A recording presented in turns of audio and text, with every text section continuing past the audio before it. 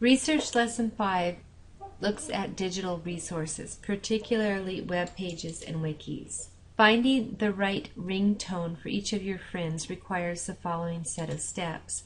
You listen to tones on different websites. You use a criteria to evaluate each tone, and then finally you choose the tone that you want. You'll follow a similar process to locate digital resources for your research project. You'll read, view, and listen to sources on many websites. You'll evaluate each source for accuracy and credibility, and finally you're going to choose the best resource for your project. There are many types of web pages you will use as you research your topic. There's e-zines, online newspapers like Los Angeles Times, wikis, blogs such as LiveJournal, scholarly journals like Science, and online magazines. If you have a Kindle and you subscribe to People, 17, U.S. News and World Report, those are online magazines because they also come in print variety. Online newspaper. Digital editions of newspapers are excellent resources for current information. They offer searchable archives like our example here with LA Times. They offer multimedia presentations, and they offer links to related content. E-zines and online magazines are additional resources for research. An e-zine is a niche or special interest magazine, which are available only online, like our example here on archaeology e-zine. Online magazines are electronic versions of magazines that are also published in print. Blogs usually are published by individuals. Authors of blogs may comment on news topics or post online diary entries. Blogs provide current information, comments posted by readers, and images or links to other blogs or related websites. Let's look at this research tip. For historical research topics, you can search blog archives for reliable coverage from bloggers who were on the scene. This would be considered a primary source. For example, during Hurricane Katrina, bloggers sent messages and information that helped during the worst of the crisis. So if you were doing something like this, a blog may be of value. But oftentimes blogs are subjective and you have to use them with care. Then you have online scholarly journals, which can be good for research sources. Unlike e-zines or online magazines, online scholarly journals provide in-depth academic information on specific topics. And I would like to jump over here to show you. Let's go to scholar.google.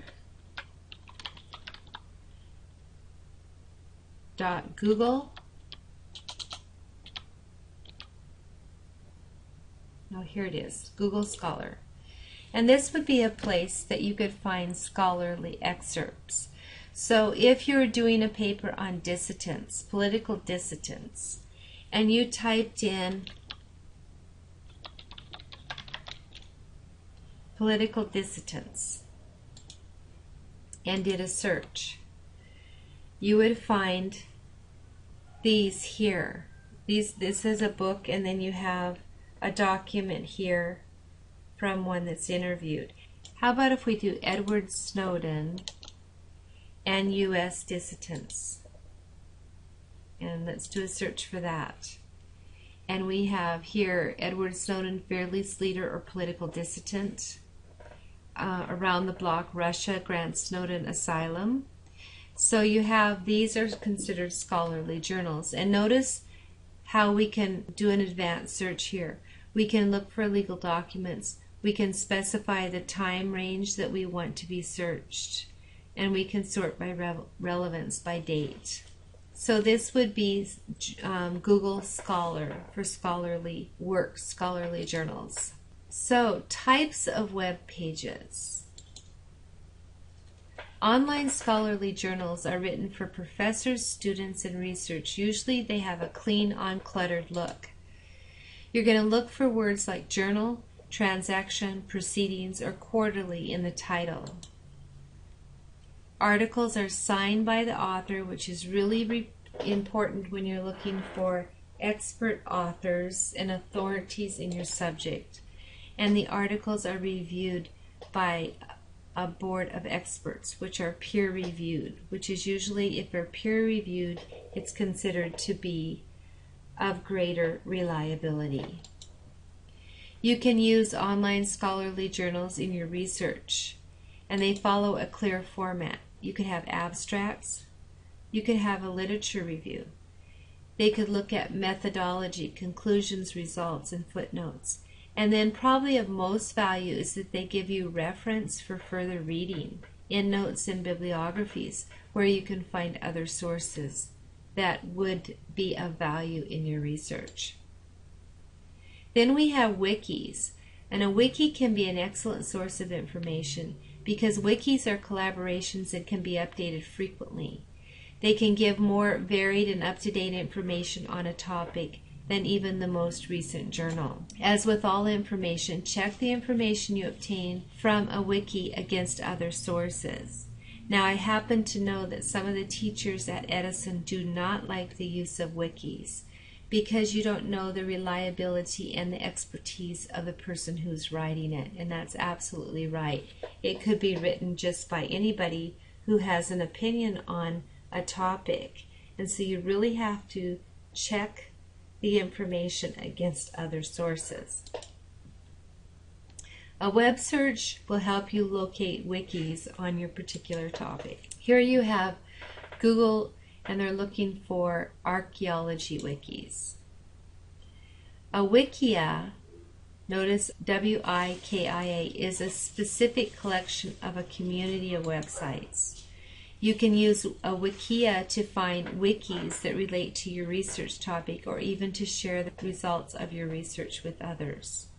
And I'll jump over here since we have this chance here at google.wikia.com. So this will do a search for you if you're trying to find wikis.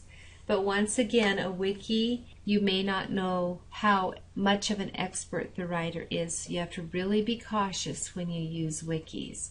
But you can at google.wikia.com, you can search for different wikis. And there's 313 just on this page. Going on to evaluating our websites, there are many ways that we can evaluate the quality of an online source. And you're going to look for clarity, for stability, for objectivity, and for coverage.